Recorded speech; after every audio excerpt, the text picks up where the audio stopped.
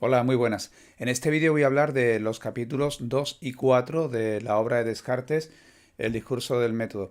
Son los capítulos que habitualmente se ponen en las pruebas de acceso a la universidad y es los que me voy a centrar. No voy a hablar de cuestiones contextuales relativas al marco histórico filosófico porque no nos daría tiempo realmente en este vídeo de abarcarlo todo. Simplemente señalar que se trata de una época convulsa del comienzo de la modernidad, se ha roto con la unidad política y religiosa y es la época en la que la ciencia empieza a recorrer el camino por sí sola con su nuevo método y también lo hace la filosofía que comienza a emanciparse de lo que había sido hasta ahora la autoridad de la tradición y la autoridad religiosa. Bueno, pues voy a empezar hablando de este texto. Recuerdo que los vídeos sirven muy bien como introducción o como un repaso ligero de las cuestiones, pero que todo esto pues tiene que, lógicamente, tratarse como tiene que ser, o sea, mediante la lectura directa y la reflexión, que es la mejor forma de aprender realmente filosofía. Bueno, pues entonces comienzo ya. Voy a ir leyendo algunos de los párrafos y comentando. Dice Descartes, indagar el verdadero método con el fin de conseguir el conocimiento de todas las cosas de las que mi espíritu fuera capaz, ¿no? Aquí se ve la intención de Descartes. El libro segundo es un libro que trata de cuestiones lógicas y también de metodología, de teoría del conocimiento. Y entonces aquí el propósito de Descartes pues es llegar a un método que sirviese para el logro del conocimiento en general. ¿Mm? Descartes está convencido de que existe una sola razón y que el buen uso de la razón nos llevará al conocimiento en los distintos campos del saber. Dice, había estudiado la lógica de entre las partes de la filosofía, de las matemáticas, el análisis de los geómetras y el álgebra. Tres artes o ciencias que debían contribuir en algo a mi propósito. Aquí hay una parte que quizá pueda resultar así a primera vista como algo difícil porque habla de cosas en las que no siempre tenemos un conocimiento claro. Habla de la lógica, por un lado, también por otro lado de la geometría y del álgebra. Dice, bueno, ¿qué puedo aprender yo del método de estas tres ciencias para hacer uso de ello en ese método de carácter general que se propone Descartes plantear para el conocimiento en general? Bien, pues aquí es lo que pretende, es por un lado, de la lógica, lograr ese rigor que le caracteriza, pero a la vez añadirle también una parte constructiva. La lógica sirve para el análisis de lo que ya conocemos, pero en realidad se necesita un método que, aparte de que sea riguroso en el análisis, nos proporcione conocimiento. Pues para eso él se fija en la geometría y en el álgebra. Por un lado, de la geometría, pues él lo que aprovecha es el recurso a la imaginación. En la geometría se funciona con imágenes, puntos, líneas, etcétera. Y por otro lado, del álgebra, el empleo de signos, de notaciones, ¿no? Sabemos que el álgebra pues, utiliza los símbolos de las matemáticas en general. Él cree que el uso del simbolismo es importante para este método, pero en su caso simplificándolo. Entonces, ¿cómo lo simplifica? Pues sustituyendo las cantidades por letras. Letras que serán A, B, C cuando son cantidades conocidas y luego X, Y, Z cuando son cantidades desconocidas, ¿no? Entonces, eso resumiendo, por un lado el uso de la imaginación, pero sin guiarse completamente por ella, luego también el empleo de notaciones, de signos que simplifiquen el proceso de investigación. Dice, ahora viene hablando de cuáles son los pasos de ese método a lo que él llega. Dice, el primero consistía en no admitir cosa alguna como verdadera si no se la había conocido evidentemente como tal. Es decir, con todo cuidado debían evitarse la precipitación y la prevención, admitiendo exclusivamente en mis juicios aquello que se presentara tan clara y distintamente a mi espíritu que no tuviera motivo alguno para ponerlo en duda. Entonces vemos el primer momento, el primer paso de este método, que es el de la evidencia.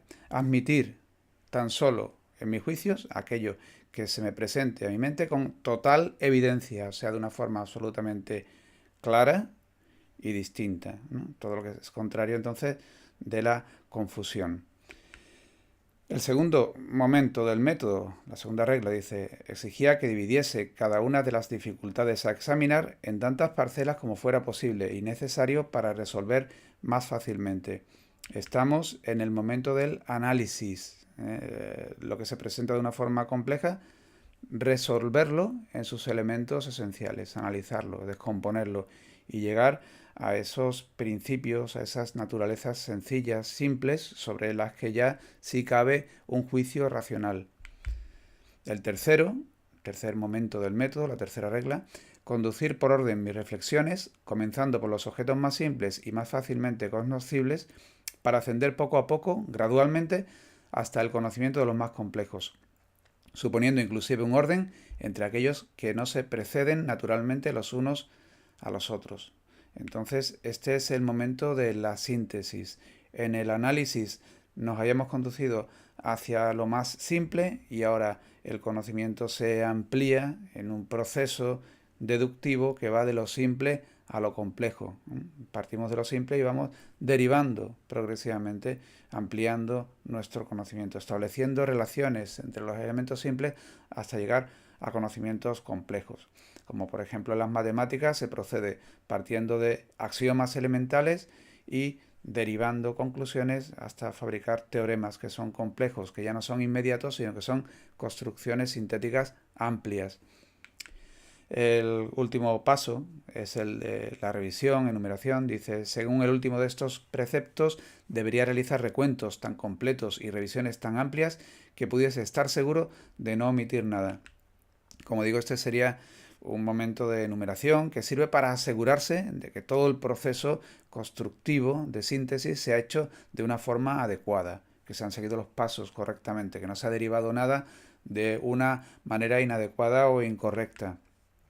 Entonces vamos a ver aquí algunas de las cuestiones que aparecen.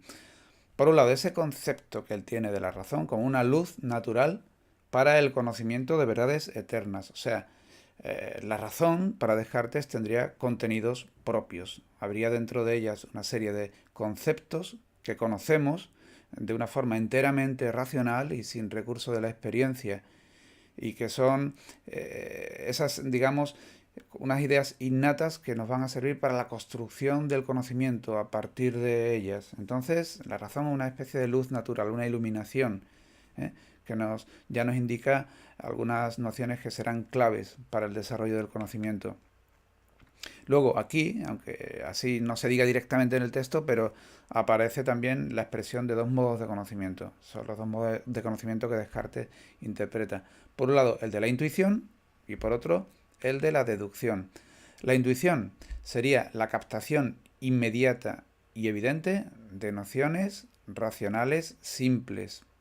O sea, por ejemplo, yo pienso en un cuerpo material, digo, bueno, pues tiene que tener una figura.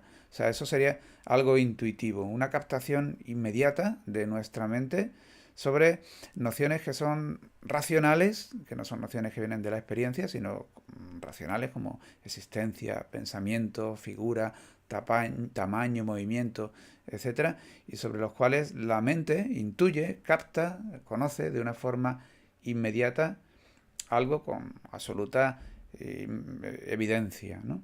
Ese es el punto de partida del conocimiento. Siempre se parte de verdades que son intuidas, de nociones inmediatas, simples, evidentes.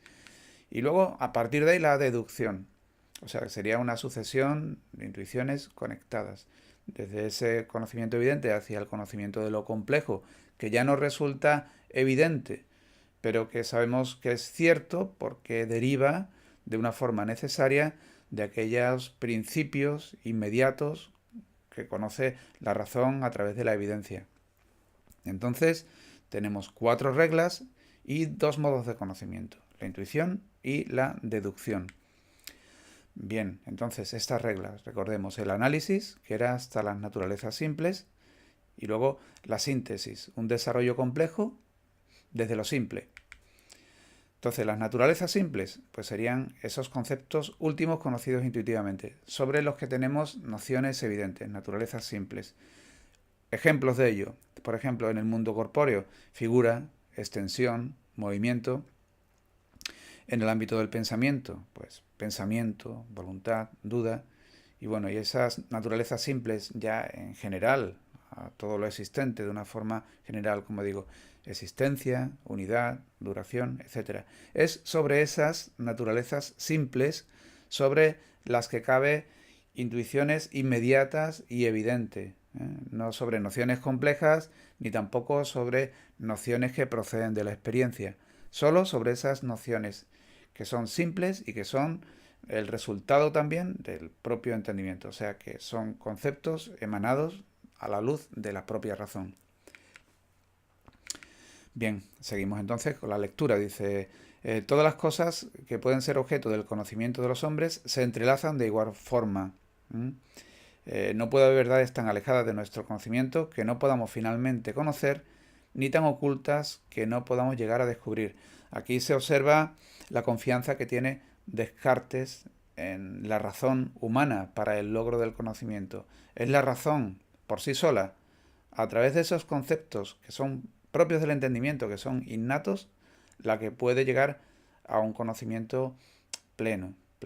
Y en el sentido que, por ejemplo, lo que conoce el entendimiento de esa forma, por ejemplo en geometría, es un conocimiento enteramente seguro y que acota completamente el ámbito a lo cual se dedica, de lo que se ocupa, ¿no? Entonces, eso, una plena confianza en la razón humana. Dice, recogería lo mejor que se da en el análisis geométrico y en el álgebra, corrigiendo a la vez los defectos de una mediante los procedimientos de otra. Esto es lo que, como decía antes, puede resultar un poco más difícil, así, en cuanto que está hablando de la geometría, del álgebra, y a lo mejor no se tiene una noción muy clara de ello. Bueno, la intención de Descartes es demostrar que la razón es universal y que su método es aplicable a la ciencia en su conjunto y también a la metafísica. Lo que ocurre en las matemáticas puede darse también en la física, puede darse también en la metafísica. O sea, cabe un conocimiento riguroso, enteramente racional, tal como en las matemáticas, en el resto de los saberes. En aquella época las matemáticas pues se constituían de diversas ciencias como la geometría, el álgebra, etcétera. Bueno, distintas ramas de las matemáticas podemos entender. Él busca la unidad. Desde la idea de que existe un método único, él cree que se puede esto unificar. Y lo hace mediante el desarrollo de la geometría analítica. Entonces, ¿qué consiste? Pues que se pueda hablar de una forma algebraica, utilizando signos de la geometría, lo que en principio se conocía pues a través de las formas. Aquí vemos en las coordenadas cartesianas, se puede ver que cualquier punto se puede localizar asignando un valor numérico a cada una de las coordenadas, x y y. Y luego, ¿qué es lo que consigue Descartes? Pues desarrollos de expresiones algebraicas para también hacer una expresión, o sea, para describir formas geométricas. En este caso, por ejemplo, la figura del círculo. X cuadrado más y cuadrado igual a 4. Es una expresión algebraica que hace referencia de una figura que es geométrica, en este caso el círculo. Conociendo el valor de x, podemos saber dónde se encuentra la y, en el caso de que estemos hablando de una forma circular. Bueno, en este caso pues tampoco es preciso un conocimiento muy exhaustivo, simplemente eso, tener en cuenta que de fondo está la idea cartesiana de que la razón es única y el método es único. Es ese método racional que es aplicable a todo el saber. Él no pretende hacer una construcción metodológica artificial, sino describir cómo funciona la razón cuando lo hace adecuadamente. Así funciona la razón en las matemáticas. Bueno, pues vamos a aplicar esta manera de razonar al resto de los saberes. También, por ejemplo, a la física, también, por ejemplo, a la metafísica. Me prometí aplicar con igual utilidad a dificultades propias de otras ciencias, al igual que lo había realizado con los del álgebra, igual que hizo la geometría analítica. Dice, bueno, vamos a seguir desarrollando este método racional y vamos a seguir aplicándolo a otras áreas del saber. Bueno, pues con esto pasamos a la cuarta parte, nos saltamos la tercera. En la segunda había hablado del conocimiento y sus reglas. Ahora, en esta cuarta, lo que va a hacer es una aplicación al ámbito de la metafísica de esto, que es el método racional, ¿no? Lo que va a proceder a través de nociones evidentes y desarrollando conclusiones, pero en relación con el conocimiento del mundo, la realidad, etcétera. Bueno, vamos a ver cómo lo hace Descartes. Dice, puesto que deseaba entregarme solamente a la búsqueda de la verdad, opinaba que era preciso que rechazase como absolutamente falso todo aquello en lo que pudiera imaginar la menor duda, con el fin de comprobar si, después de hacer esto, no quedaría algo enteramente indudable. Bueno, pues como decía, una época confusa esta del comienzo de la modernidad, se ha roto la unidad religiosa, política y parece que cada uno dice una cosa. Descartes se ve con la necesidad de refundar el conocimiento y conseguir que la ciencia sea realmente sólida. Para eso es importante que parta de conocimientos que sean absolutamente firmes. ¿Y qué es lo que va a hacer? Decir, bueno, voy a quitar del medio todo aquello de lo que quepa la más mínima duda. Entonces repasar dentro de lo que él se da por cierto en esa época, que es aquello que está contaminado porque no está absolutamente probado, porque podría caerse por ser falso, ¿no? Entonces, bueno, los motivos de duda. Dice, y puesto que existen hombres que se equivocan al razonar en cuestiones relacionadas con las más sencillas materias de la geometría y que incurren en paralogismos, juzgando que cualquiera estaba sujeto a error, rechazaba como falsas todas las razones que hasta entonces había admitido como demostraciones. Entonces, lo primero es poner en tela de juicio la verdad de nuestros razonamientos. Podría ser que cuando yo creo estar en la verdad realmente me esté equivocando.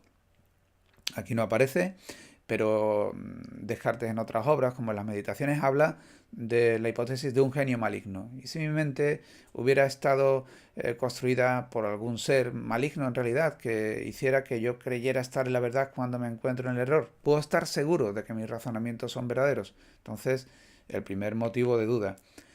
Dice, y considerando que hasta los pensamientos que tenemos cuando estamos despiertos pueden asaltarnos cuando dormimos, sin que ninguno en tal estado sea verdadero, me resolví a fingir que todas las cosas que hasta entonces había alcanzado mi espíritu no eran más verdaderas que las ilusiones de mis sueños. Aquí habla de la diferencia que hay entre el sueño y la vigilia, que realmente cuando nosotros estamos soñando, a veces tenemos imágenes tan vivas que creemos que estamos despiertos. No ocurre hasta que nos despertamos realmente que nos damos cuenta que todavía ha sido una ensoñación. Bueno, y viene a decir, ¿y si esto que yo creo estar viviendo actualmente en realidad no fuese más que una ensoñación también? Yo creo que esto es real, el mundo, mi cuerpo, lo que toco, lo que veo, pero ¿y si todo no fuese más que una ilusión de mi pensamiento, ¿no? Aquí en la modernidad cambia la visión que se tiene del conocimiento. Hasta entonces se interpretaba que éramos testigos directos de las cosas. Descartes da un paso de decir, no, no, en mi mente lo que hay son representaciones, pero ¿cómo puedo pasar de esas representaciones a lo que supuestamente hay delante de mí? Hay una dificultad aquí, ¿no? ¿Cómo logro salir de mis representaciones y ver si ellas realmente me indican la realidad o no? Entonces, bueno, pues esta es una de las cuestiones que se plantea. Todo puede ser no más que una ensoñación. Dice, dándome cuenta de que esta verdad, pienso, luego soy, era tan firme y tan segura que todas las extravagantes suposiciones de los escépticos no eran capaces de hacerla tambalear, juzgué que podía admitirla sin escrúpulos como el primer principio de la filosofía. Bueno, por fin Descartes se encuentra con algo que no puede poner en duda, algo que es patente, su propia existencia, es algo inmediato. No se puede poner en duda. Él podrá dudar de que todo lo que hay en su mente sea falso, sea una construcción suya, pero no puede dudar de que ahí está, como mente que piensa. Entonces, la primera noción y el punto de partida, ese elemento evidente que le va a servir para la construcción metafísica es la de la existencia del yo pensante. Pienso, luego existo. Bien. Llegué a conocer a partir de todo ello que era una sustancia cuya esencia o naturaleza no reside sino en pensar, y que tal sustancia para existir no tiene necesidad de lugar alguno ni depende de cosa alguna material. Bien, pues llega a la conclusión de que existe, pero existe como pensamiento. Él se cree, bueno, cree tener un cuerpo y tal, pero dice, bueno, en realidad, ¿qué seguridad tengo de ello? Yo como pensamiento necesito realmente de algo más. Él se da cuenta, piensa que realmente el pensamiento es una realidad que no tiene necesariamente, sustancialmente, nada que ver con la materia. ¿Podemos concebir el pensamiento sin lo material? Sí, lo podemos concebir. ¿Tenemos seguridad de que la materia, de que nuestro cuerpo es real? Pues no. Entonces, bueno, aquí aparece la noción de sustancia. Llegado a la convicción de que existe como mente, todavía no sabe si su realidad corpórea es real o no, también aparece por medio de la noción de sustancia. Entonces, dice, este yo, es decir, el alma, en virtud de la cual yo soy, lo que soy, es enteramente distinta del cuerpo, más fácil de conocer que éste, y aunque el cuerpo no fuese, no dejaría de ser todo lo que es. Entonces, bueno, aquí aparece la noción de sustancia, que significa aquello que existe sin necesidad de ninguna otra cosa, o sea, lo que posee una realidad independiente. ¿Podemos concebir lo material sin lo pensante? Sí. ¿Podemos concebir lo pensante sin lo material? Sí. Entonces serían sustancias. Y también dirá Descartes, bueno, si realmente indagamos en la noción de sustancia, lo que existe independiente como tal, solo lo podríamos aplicar a algo que fuese por sí mismo, o sea, lo que se entiende por el concepto de Dios. Dios sería propiamente sustancia, aquello que no tiene necesidad de nada previo a ello, que existe por sí. Pero en la medida en que lo corpóreo y lo pensante pues son independientes, también hablamos de sustancia. Aquí hablamos de Dios como sustancia infinita, entonces estaría el yo o la sustancia pensante y los cuerpos, que sería la sustancia material, la sustancia extensa. Aquí es importante hacer una pequeña parada y ver la diferencia entre la sustancia, el atributo y los modos. Hablaríamos de sustancia como aquello que es por sí mismo, como he dicho, lo que es independiente.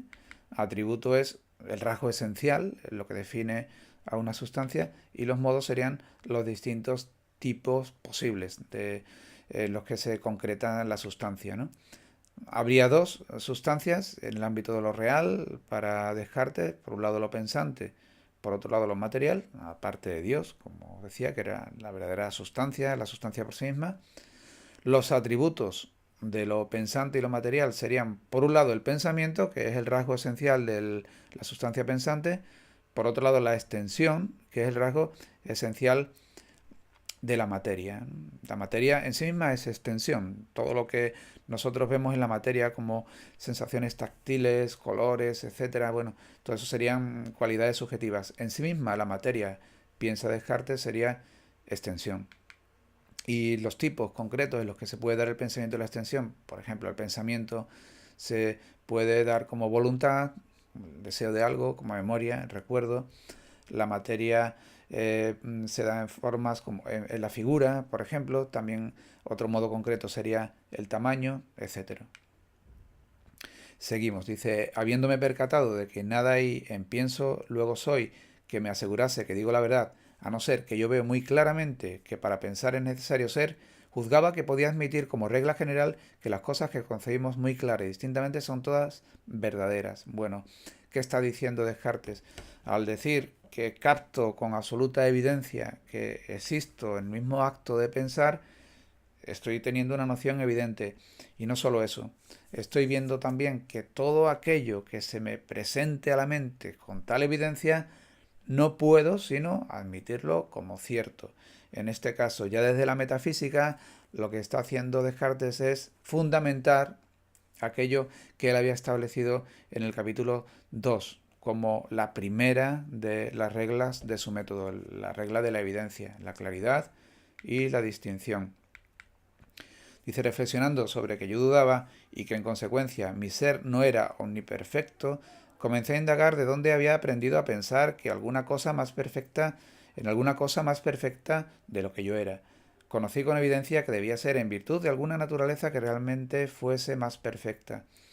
Bueno, Descartes había llegado a la confianza en la existencia del yo, un yo que piensa ideas, pero ahí cabía el riesgo de quedarse en el solipsismo, asegurar mi propia existencia, pero la imposibilidad de demostrar la veracidad de algunas de las ideas que hay en mi mente. ¿Cómo va a romper Descartes con este aislamiento del yo? Bueno, a través de una noción, que es la noción de lo infinito. Lo infinito, que no es lo indeterminado, sino aquello que posee todos los rasgos de perfección en un sentido pleno. O sea, lo que generalmente entendemos por Dios.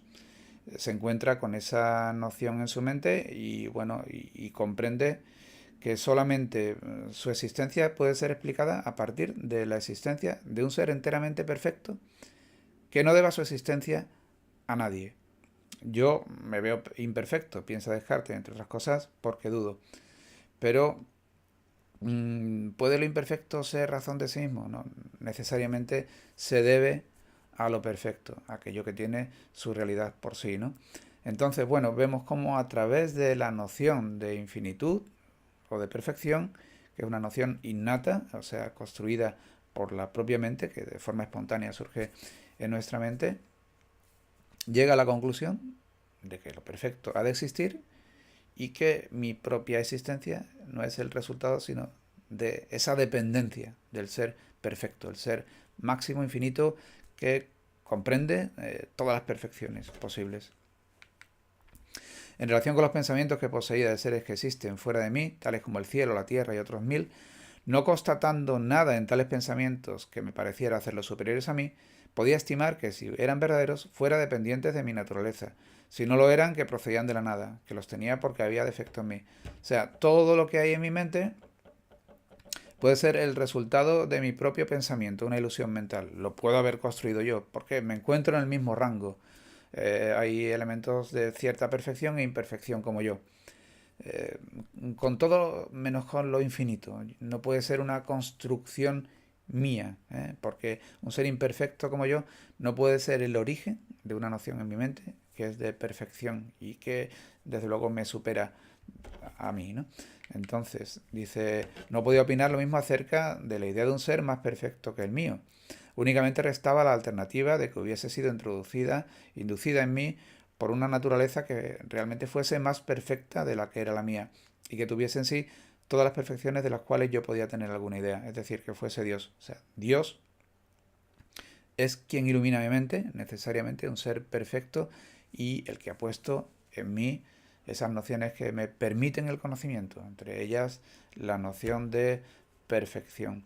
Entonces, ahora veremos cómo esa noción de perfección nos lleva a la existencia de Dios y cómo la seguridad de la existencia de Dios va a ser también la seguridad, por su absoluta bondad, de que no me encuentro en el engaño pleno y de que estoy constituido con una razón que me va a permitir el logro de la verdad. Entonces, bueno, aquí un pequeño repaso. Las ideas de nuestra mente, unas son adventicias, parecen provenir de nuestra experiencia externa. Por ejemplo, la idea de todo lo que es corpóreo, ¿no? Mi propio cuerpo, el cielo, etcétera, son ideas que parece que provienen de la experiencia. Facticias, construidas con distintas ideas, son ideas que yo hago combinando. Por ejemplo, el centauro, mezclo la idea del ser humano y un caballo y me formo la idea de centauro. Y luego otras ideas que son las innatas, ideas originadas por la propia mente, que surgen del propio entendimiento y que no tienen su origen en la experiencia.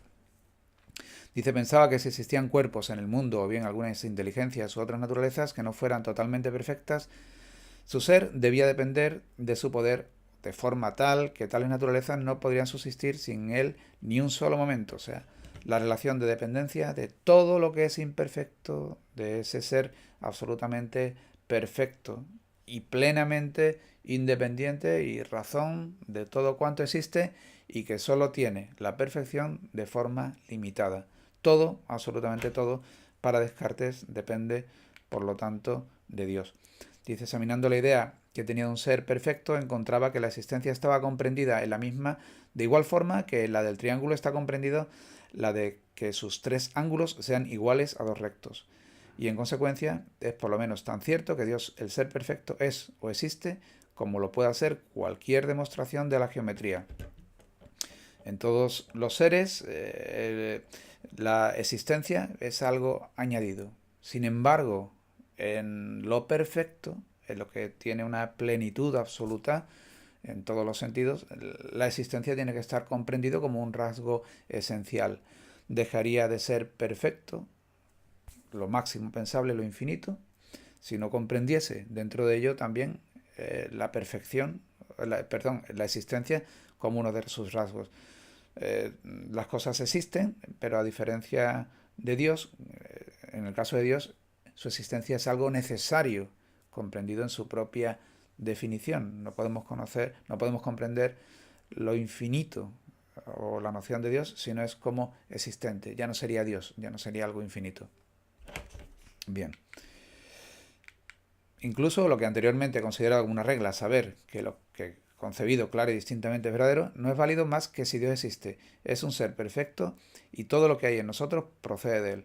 De donde sigue que nuestras ideas o nociones, siendo seres reales que provienen de Dios, en todo aquello lo que son claras y distintas, no pueden sino ser verdaderas. Por lo tanto, Dios, ser infinito, que comprende todas las perfecciones, entre ellas la de la bondad, la veracidad, no puede haberme constituido como ese genio maligno, de manera que yo me equivoque y crea estar en la verdad cuando realmente no lo estoy. O sea, mi razón puede errar porque soy humano, pero está constituida de forma que cuando se emplea correctamente asegura la verdad.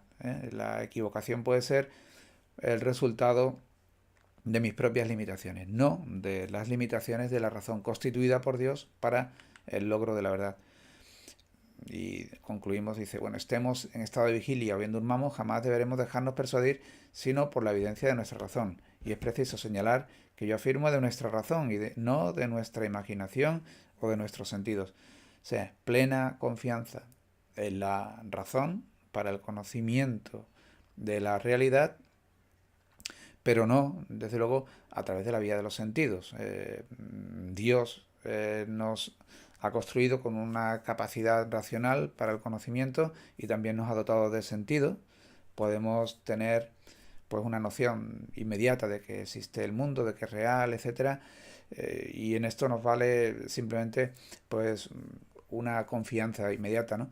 Pero el análisis de esta realidad solo podemos llevarlo a cabo a través del juicio racional y empleando el método tal como Descartes lo describía.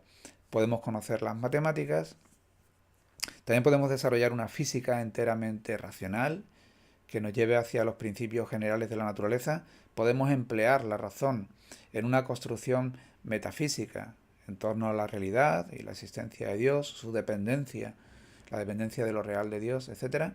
Y en ese sentido podemos estar completamente seguros. Ahora bien, no quiere decir que porque Dios existe y tal, nos dejemos llevar por los sentidos. Como digo, los sentidos, hasta el final, Descartes mantiene eso, pues siguen siendo dudosos y no son el fundamento verdadero de la ciencia. Tendremos que emplearlos allí donde la razón no puede determinar nada universal y necesario, sino cuando estamos hablando de aspectos contingentes y de hechos, pero la ciencia se tendrá que apoyar necesariamente en la razón. Bueno, y esto es todo. Si habéis llegado hasta aquí, pues lo agradezco, espero que os haya sido de utilidad y podéis dejar los comentarios abajo para aclarar cualquier cosa que sea necesario. Un saludo.